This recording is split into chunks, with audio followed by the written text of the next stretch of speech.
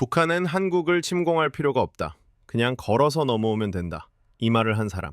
세계에서 가장 돈이 많고 지금 미국 권력의 심장부를 쥐고 있는 남자 일론 머스크가 피터 디아만디스의 팟캐스트 문샷에서 대한민국을 향해 직접 던진 경고입니다. 이 남자가 전 세계 수백 개 나라 중에서 유독 한국만 콕 집어 무려 7번이나 같은 경고를 반복하고 있습니다. 머스크가 경고한 건 전쟁이 아닙니다. 미사일도 아닙니다. 총 한 발 안 맞아도 나라가 안에서부터 조용히 썩어 들어가는 그보다 훨씬 더 느리고 잔인한 죽음입니다. 전 세계 모든 나라 중에서 압도적 꼴찌, 일론 머스크의 경고가 여러분의 연금과 부동산과 노후 계획을 동시에 집어삼킬 수 있다는 사실을 알고 계십니까? 어떻게 그게 가능하냐고요? 그걸 지금부터 하나하나 보여드리겠습니다. 머스크가 한국에 던진 7가지 경고, 그리고 이 위기 속에서 우리가 무엇을 준비해야 하는지 그 해답까지 이 영상 하나에 전부 담았습니다. 끝까지 놓지 마십시오. 시작하기 전 구독, 좋아요 잊지 마세요. 그럼 시작합니다. 반갑습니다. 월가에 사는 고양이입니다.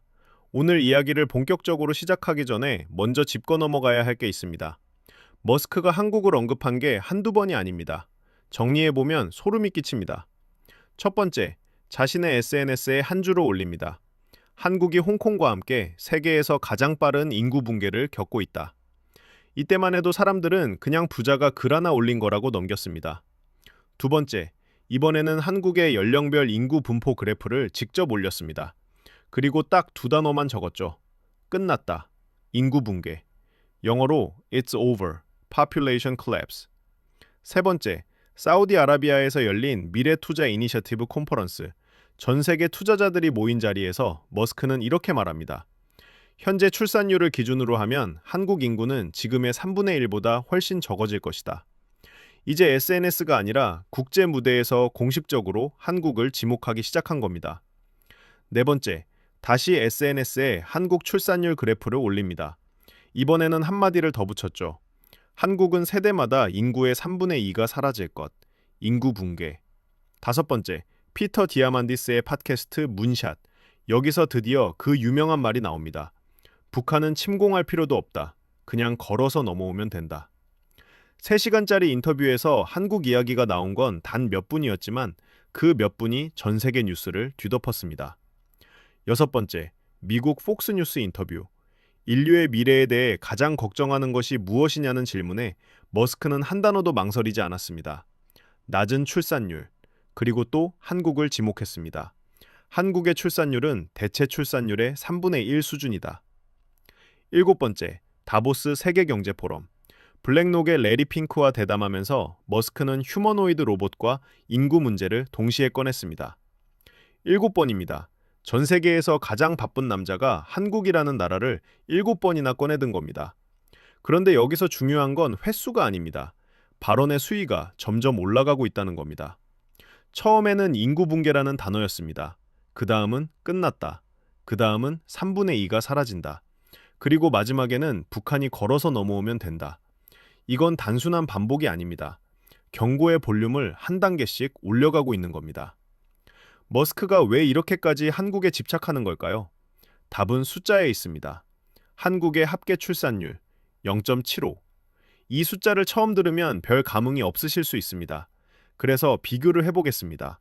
한 나라의 인구가 줄지도 늘지도 않고 현재 수준을 유지하려면 합계 출산율이 2.1은 돼야 합니다. 이걸 대체 출산율이라고 하죠. 한국의 0.75는 이 대체 출산율의 3분의 1 수준입니다. 물론 올해 소폭 반등하긴 했습니다. 작년 0.72에서 0.75로. 하지만 이건 반등이라고 부르기도 민망한 수준입니다. 여전히 전 세계 조사 대상 국가 중 압도적 꼴찌입니다. 이게 무슨 뜻이냐? 비유를 하나 해보겠습니다. 회사를 운영한다고 생각해보세요. 직원이 100명인 회사가 있습니다. 매년 직원 30명이 퇴직합니다. 그런데 새로 뽑는 직원이 10명밖에 안 됩니다. 이 회사가 살아남을 수 있을까요? 3년이면 직원이 반으로 줄고 10년이면 문을 닫아야 합니다. 지금 한국이 정확히 이 상황입니다. 머스크는 이 숫자를 보고 계산기를 두드렸습니다. 한 세대를 30년으로 잡으면 매 세대마다 인구의 3분의 2가 사라집니다. 3세대가 지나면. 그러니까 지금으로부터 90년 뒤면 한국 인구는 현재의 약 4% 수준으로 쪼그라듭니다. 이걸 조금 더 가까운 미래로 당겨보면 상황이 더 선명해집니다. 지금부터 불과 20년도 안 남았습니다. 한국은 전체 인구의 3분의 1 이상이 65세 이상인 세계에서 가장 늙은 나라가 됩니다. 그로부터 5년만 더 지나면 생산 가능 인구 약 1.3명이 노인 1명을 부양해야 하는 시대가 옵니다. 지금은 약 4명이 노인 1명을 부양하고 있는데 이게 약 1.3명으로 줄어든다는 겁니다. 잠깐, 약 1.3명이 1명을 부양한다는 게 실감이 안 나시죠? 이렇게 생각해 보세요. 식당에 종업원이 4명 있어서 손님 1명을 겨우 감당하고 있었는데 갑자기 종업원이 1명 반으로 줄어든 겁니다. 주문도 못 받고 서빙도 못하고 계산도 못합니다. 식당은 무너집니다. 이것이 머스크가 충격적이고 무서운 수준이라고 표현한 이유입니다. 숫자는 거짓말을 하지 않습니다. 그런데 이 숫자들이 여러분의 일상을 어떻게 공격하는지, 그 구체적인 경로가 진짜 무서운 겁니다. 국민연금. 매달 월급에서 빠져나가는 그 돈, 나중에 돌려받을 거라고 믿고 계실 겁니다. 그런데 연금이라는 건 본질적으로 기존에 냈던 돈을 받는 것도 있겠지만 부족한 부분을 지금 일하는 사람이 채워서 은퇴한 사람에게 주는 구조입니다. 내는 사람이 줄어들면 어떻게 될까요? 건물 기초공사를 생각해 보세요. 기둥 10개가 건물을 받치고 있습니다. 기둥 2~3개를 빼도 건물은 버팁니다. 그런데 기둥을 7개 빼면요? 건물은 주저앉습니다. 국민연금 기금이 2060년대 중반에 고갈된다는 전망이 나와 있습니다. 올해 연금 개혁으로 보험료율을 올려서 고갈 시점을 8년 정도 늦추긴 했지만 고갈이라는 결론 자체는 바뀌지 않았습니다. 고갈이라는 건 금고가 텅 빈다는 뜻입니다. 지금 40대, 50대이신 분들은 정확히 이 시점에 연금을 받아야 하는 세대입니다. 물론 정부가 손을 놓고 있지는 않을 겁니다. 연금 개혁이라는 이름으로 보험료율을 올리거나 수급 나이를 늦추거나 받는 금액을 줄이는 방법을 쓰겠죠. 하지만 어떤 방법을 쓰든 핵심은 변하지 않습니다. 내는 사람이 없으면 받을 돈도 없다는 겁니다. 이건 연금에만 해당하는 이야기가 아닙니다. 건강보험도 마찬가지고 고용보험도 마찬가지입니다. 사회 안전망이라는 건 인구가 유지된다는 전제 위에 설계된 시스템입니다. 전제가 무너지면 시스템 전체가 흔들립니다. 연금 다음으로 여러분이 가장 믿고 있는 자산, 바로 부동산입니다.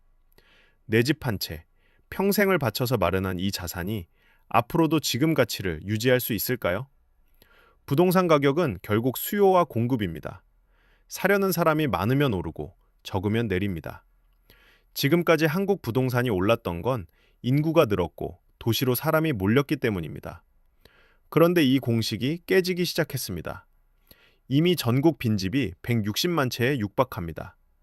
지방 소도시에 가보면 빈 아파트에 불이 꺼진 채 방치된 단지들이 보입니다. 어제까지 3억이었던 아파트에 매수자가 한 명도 안 나타나는 상황이 현실로 벌어지고 있습니다. 지금은 서울과 수도권은 괜찮다고 생각하실 수 있습니다. 하지만 인구 감소가 본격화되면 서울도 예외가 아닙니다. 지방에서 시작된 빈집 현상이 수도권 외곽으로 번지고 결국 서울 일부 지역까지 올라오는 건 시간 문제입니다. 여러분이 자녀에게 물려주려 했던 그 집, 물려받을 자녀 세대의 인구가 지금의 절반도 안 된다면 그 집의 가치는 어떻게 될까요? 집을 살 다음 세대가 사라지고 있는 겁니다. 머스크가 북한을 언급한 건 단순한 비유가 아니었습니다. 인구 구조가 무너지면 나라를 지킬 젊은 사람이 존재하지 않게 된다. 북한은 사실상 아무런 저항을 받지 않고 한국을 차지할 수 있을 것이다. 이건 군사 전문가의 분석이 아닙니다. 숫자에서 나오는 필연적인 결론입니다. 현재 한국군의 병력은 약 45만 명입니다. 최소 필요 병력인 50만 명에도 못 미칩니다. 이미 5만 명이 부족한 상태입니다. 6년 전만 해도 56만이었던 병력이 11만 명 넘게 줄었습니다. 사단급 부대 17곳이 해체되거나 통합됐습니다. 그런데 입대 가능 인구가 매년 더 줄고 있습니다. 국방연구원 추계에 따르면 2038년에는 38만 명 수준까지 떨어집니다. 국경에 초소가 있는데 초소를 지킬 병사가 없는 상황을 상상해 보세요. 아무리 첨단 무기가 있어도 그 무기를 운용할 사람이 없으면 의미가 없습니다. 이게 머스크가 걸어서 넘어오면 된다고 한 진짜 이유입니다. 군사적 위협 이전에 인구가 먼저 무너지면 방어라는 개념 자체가 성립하지 않는다는 겁니다. 자, 여기까지 들으시면 이런 생각이 드실 겁니다. 그래서 대체 어쩌라는 건가? 희망은 없는 건가? 그런데 바로 이 지점에서 아주 거대한 변수가 등장합니다. 머스크가 문샷 팟캐스트에서 한국의 인구 붕괴를 경고한 같은 인터뷰. 바로 그 인터뷰에서 머스크는 완전히 다른 이야기를 동시에 꺼냈습니다. AGI, 범용 인공지능. 이건 지금 우리가 쓰는 챗GPT 같은 인공지능과는 차원이 다릅니다. 지금 인공지능은 하나만 잘합니다. 글을 쓰면 글만 잘 쓰고, 그림을 그리면 그림만 잘 그립니다. 하지만 AGI는 사람처럼 모든 분야를 동시에 처리하는 인공지능입니다. 머스크는 이 AGI가 빠르면 올해 안에 등장할 것이라고 못 박았습니다. 그리고 3, 4년 뒤면 인공지능 하나의 지능이 80억 인류의 지능을 전부 합친 것보다 뛰어나게 될 것이라고 말했습니다. 이건 머스크 혼자만의 주장이 아닙니다. 오픈 AI의 샘 올트먼도 4년 내 AGI 개발이 가능하다고 했고, 엔비디아의 젠슨 항도 5년 안에 현실화된다고 했습니다. 세계에서 가장 많은 돈과 기술을 가진 사람들이 동시에 같은 시점을 가리키고 있는 겁니다. 여기서 핵심은 속도입니다. 지금 인공지능의 연산 능력은 약 6개월마다 10배씩 늘어나고 있습니다. 과거에 무어의 법칙이라고 해서 18개월마다 2배씩 성능이 올랐던 시대가 있었는데 지금은 그 법칙이 완전히 무색해졌습니다. 이 속도를 우리 생활로 바꿔 말하면 이렇습니다. 올해 초에 놀라운 기술이 나왔다고 해봅시다. 6개월 뒤면 그 기술의 10배짜리가 나옵니다.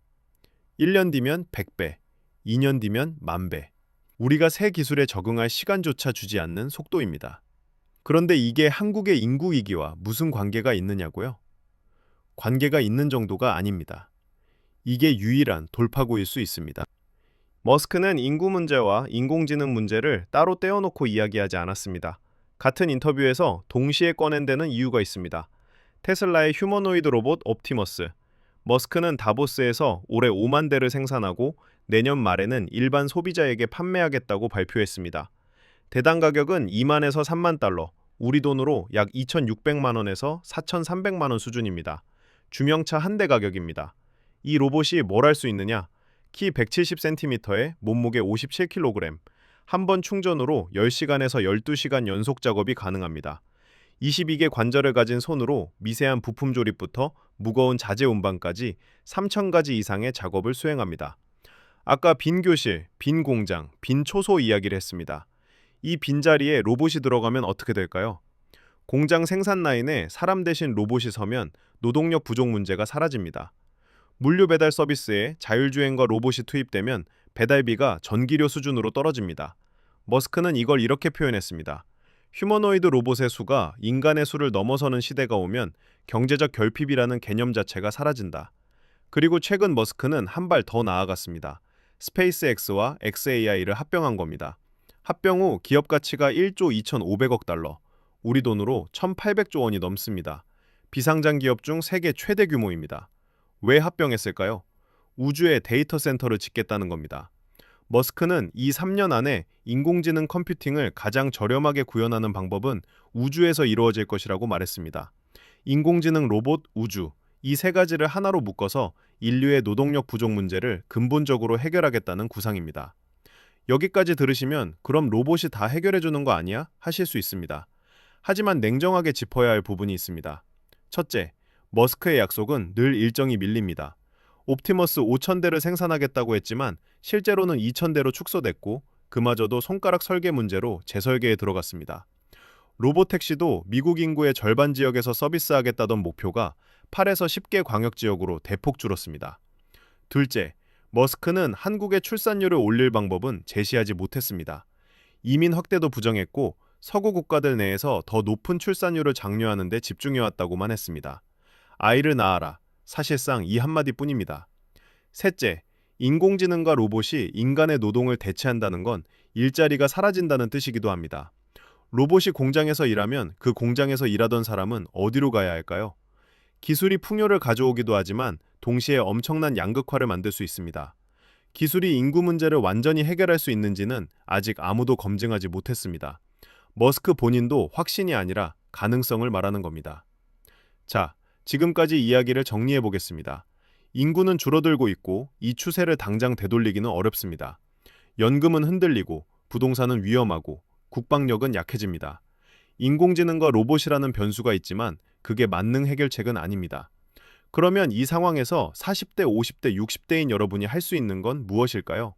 하나, 연금에 올인하지 마십시오. 국민연금만 믿고 노후를 설계하는 것은 지금 시점에서 매우 위험합니다.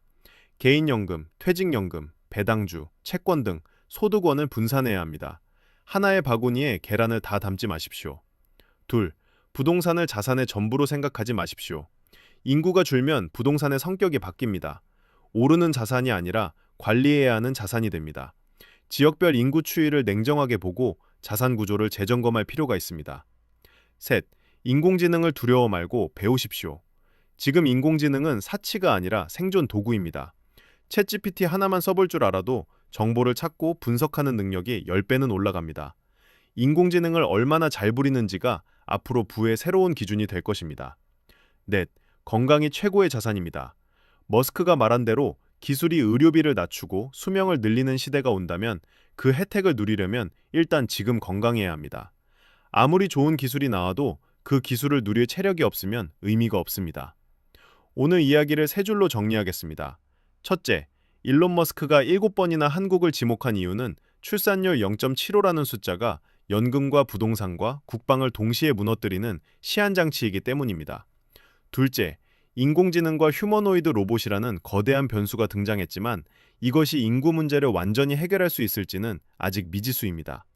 셋째, 결국 지금 이 순간 여러분이 자산을 분산하고 기술 변화에 적응하고 건강을 지키는 것만이 이 불확실한 미래에서 살아남는 가장 확실한 전략입니다.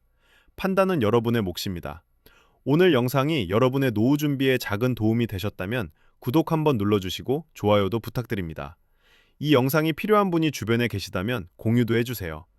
여러분이 보내주시는 한마디 한마디가 이런 이야기를 계속 만드는 원동력입니다. 지금까지 월가에 사는 고양이였습니다. 감사합니다.